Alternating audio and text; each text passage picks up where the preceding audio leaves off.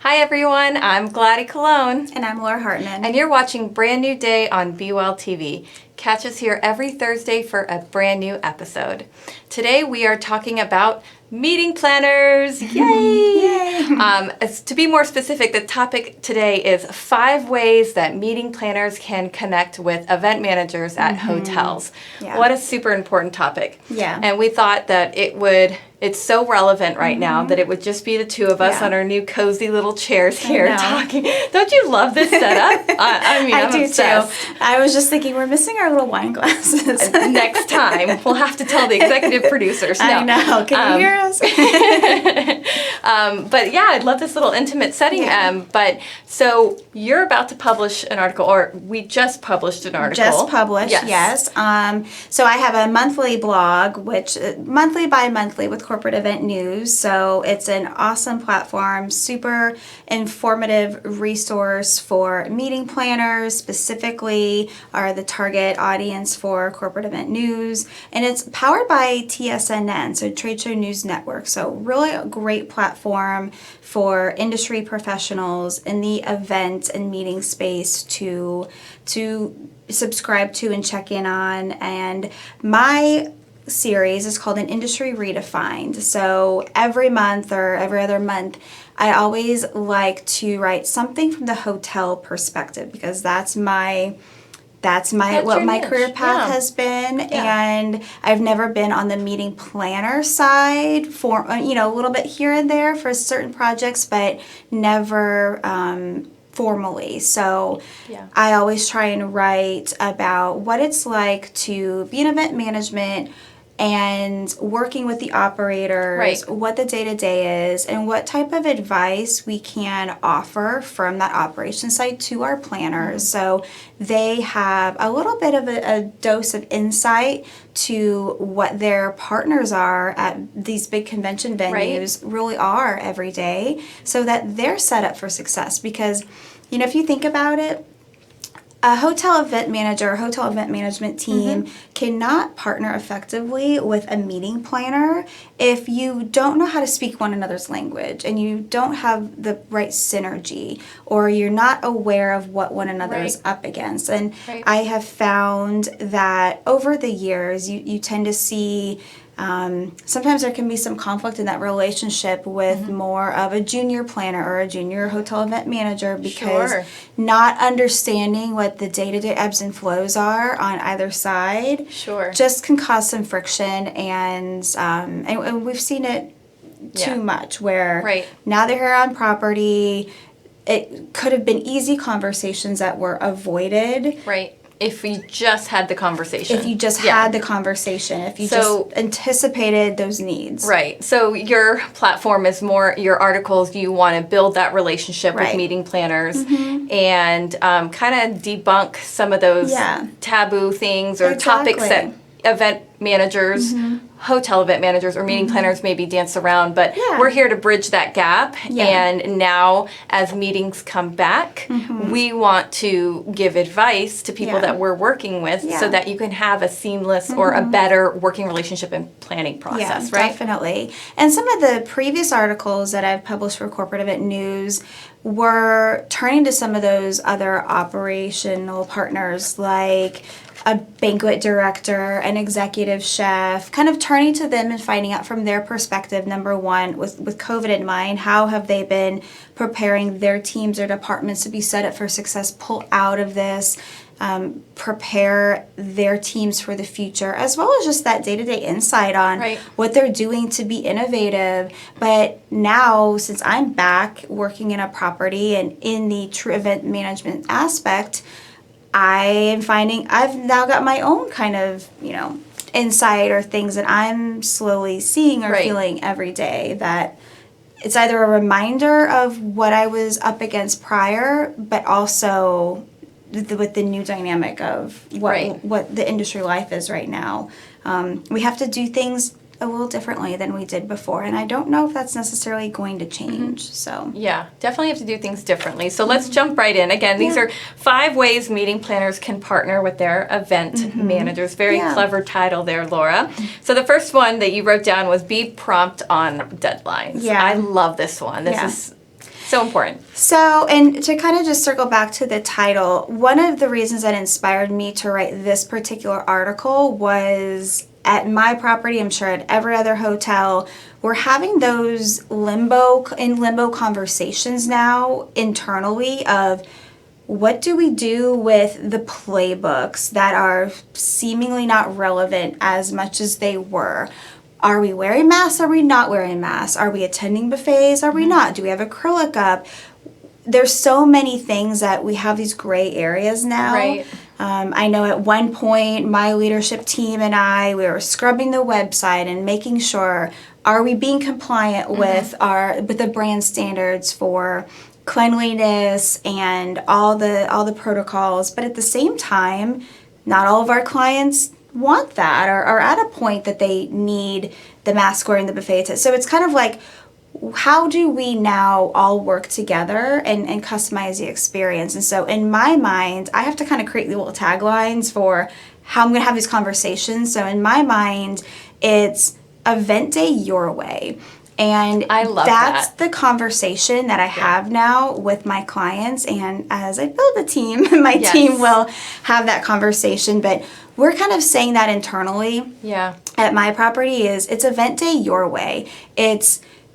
We are fully prepared to completely COVID regulation it up for your event if you want us to, because we've been operating that way.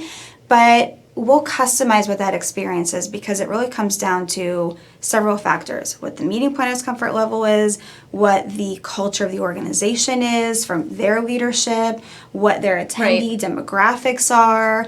There's a lot of different things that meeting planners have to think about, and then they have to communicate that back to us. It needs to be an actual discussion. I'm gonna have to steal that, event day your way. Yeah. Because that's what I've been saying all along to anyone who calls me and is trying to remember what city they're in, right? Because all the regulations are different. So as a meeting planner, you got to remember what city you're in, and you have to remember how open is that city and all the different regulations.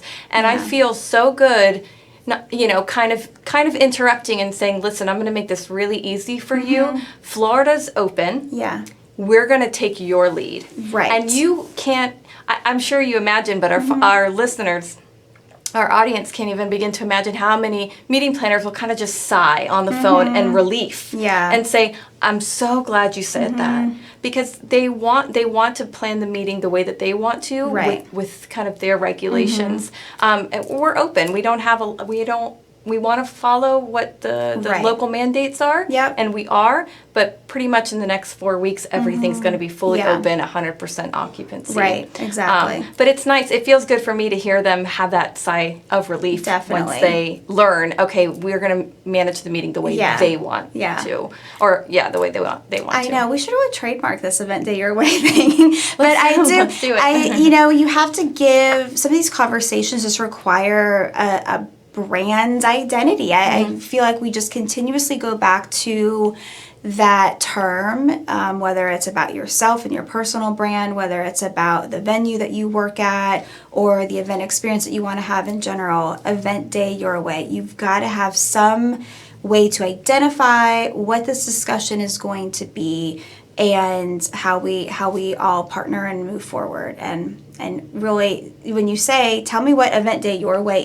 is, somebody can literally now give you a response and say, in my organization, my event day is going to look like this. And now I've got the information I need to give to the operators to clearly execute the program. Because that's, at the end of the day, our job is to set our operators up for success and not put them in a situation where they're feeling the gray, limbo area of, oh, what do we do? They have clear answers now. Right.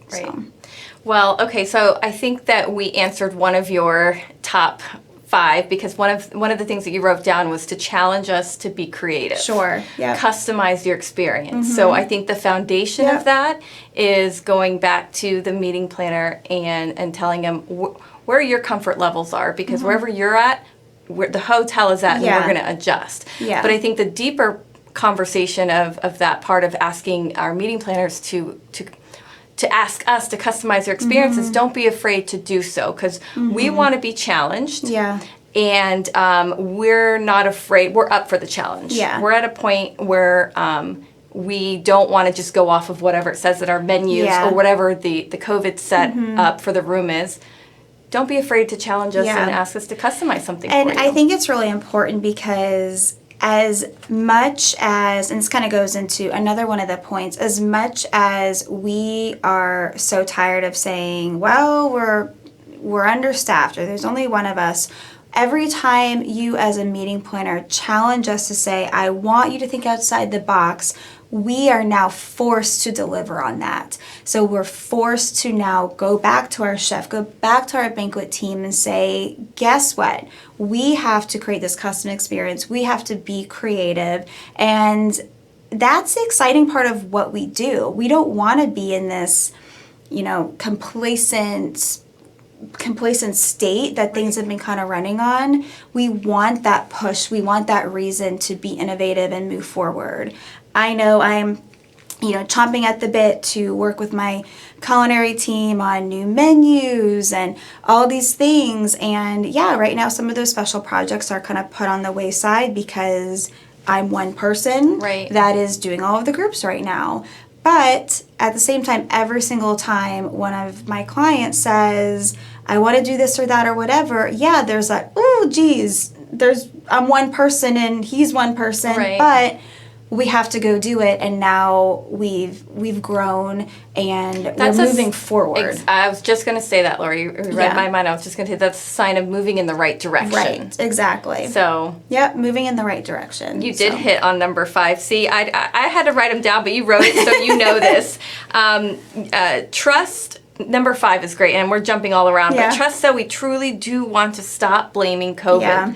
This is so true, and I know sometimes we have to blame the current situation and the state of the situation that we're in, because it's true. One of the biggest challenges that we're having is staffing, and ultimately that was a direct result of the pandemic. Right. So when we say, it's really challenging to reset your room on the fly, it's not because we don't want to do it. It's because it really is a COVID challenge of a lack of staffing. Yeah.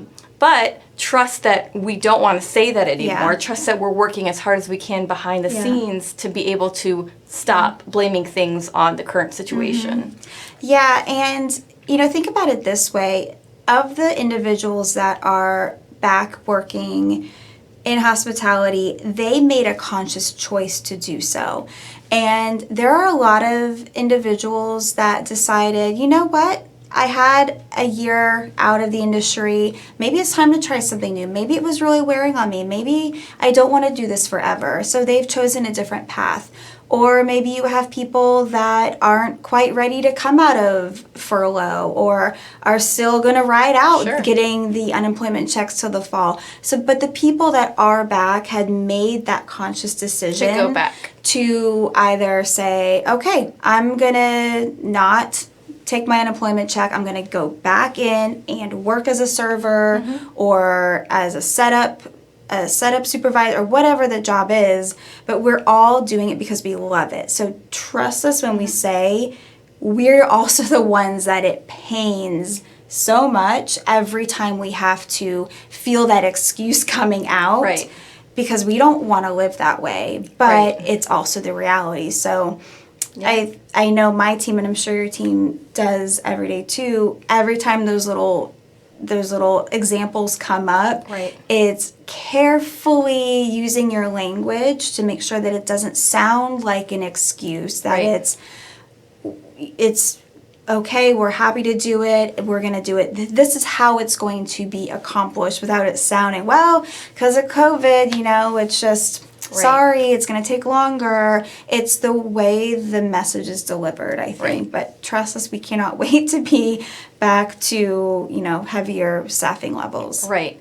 And I think that ties back to the first point that we mentioned about how our meeting planners can help event managers is by really trying to make those deadlines. Yeah. Because, before it was really challenging to reach to make those deadlines. You're given, the meeting planner's given deadlines by the event manager. Let's say, for example, to submit their meeting specifications. Correct, yeah. Right? And it's usually 30 days out, 45 days, whatever it is. It's different in each hotel.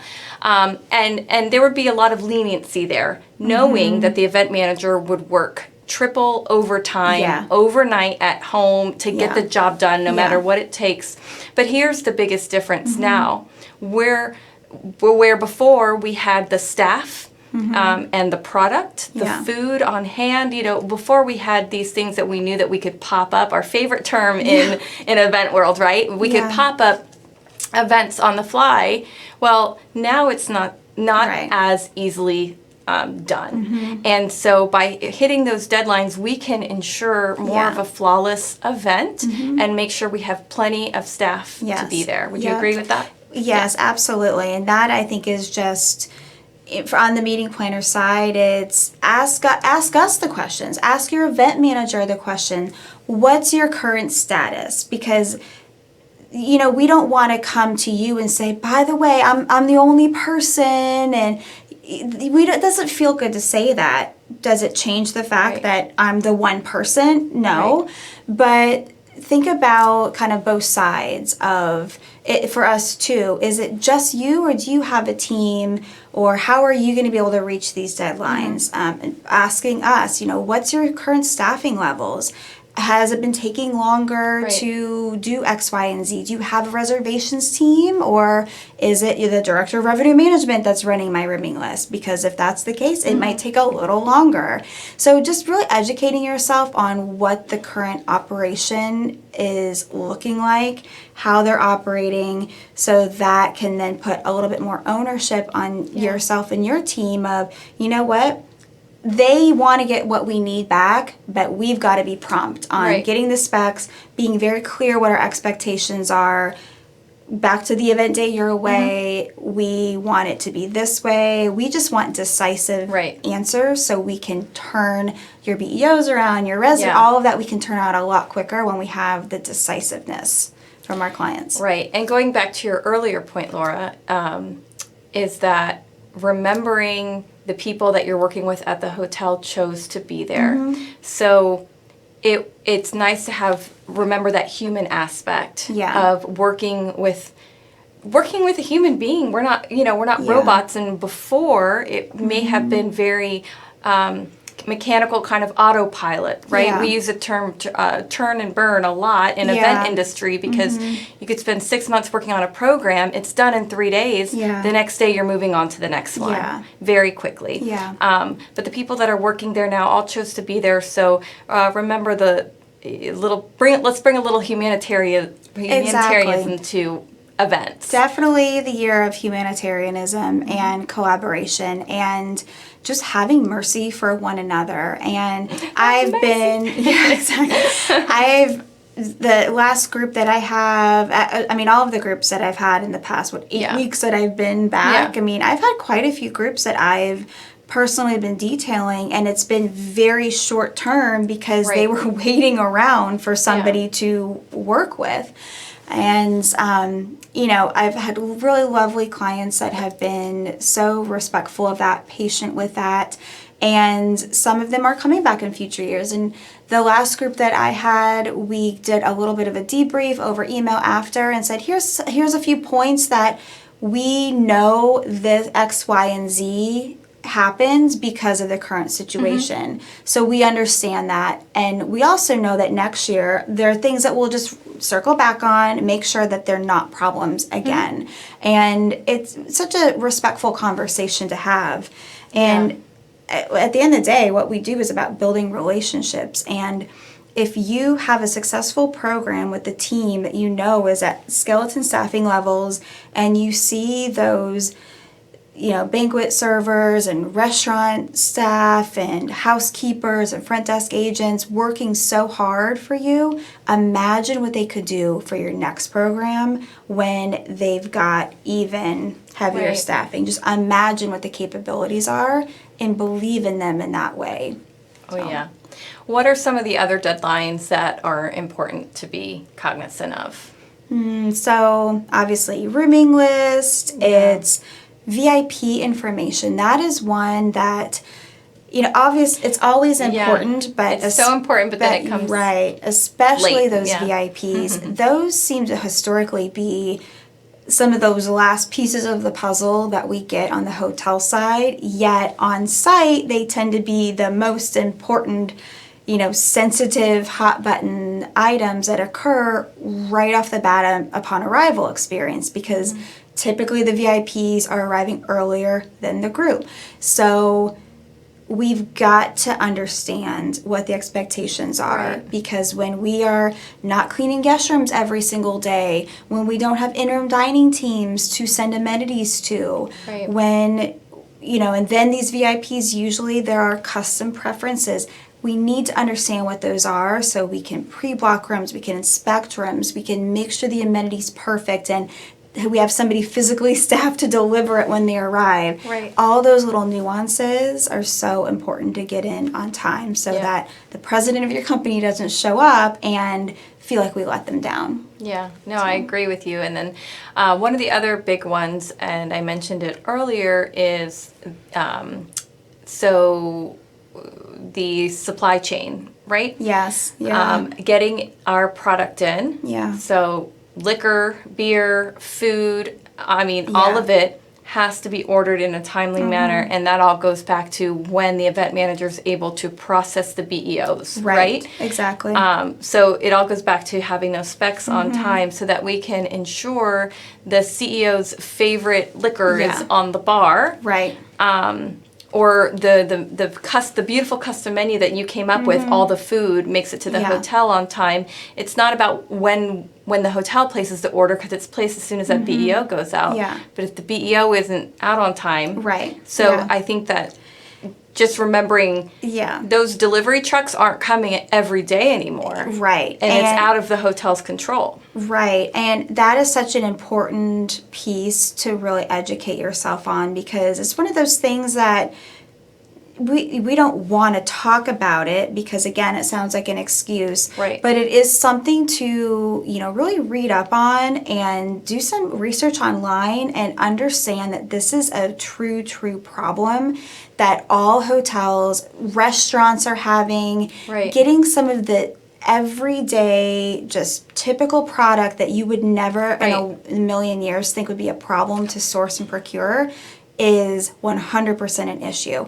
I'm at this point, if I have any type of request for any type of upgrade or premium type of liquor, even though in my previous life I would have said, of course, it's not a problem because I know I'm able to get, Woodford Reserve. Right. Even if we don't have it every day, you can go to the bar downstairs and grab it. Yep. I'm putting it on the BEO. I'm sending an email. I'm getting confirmation that yes, we can physically get it.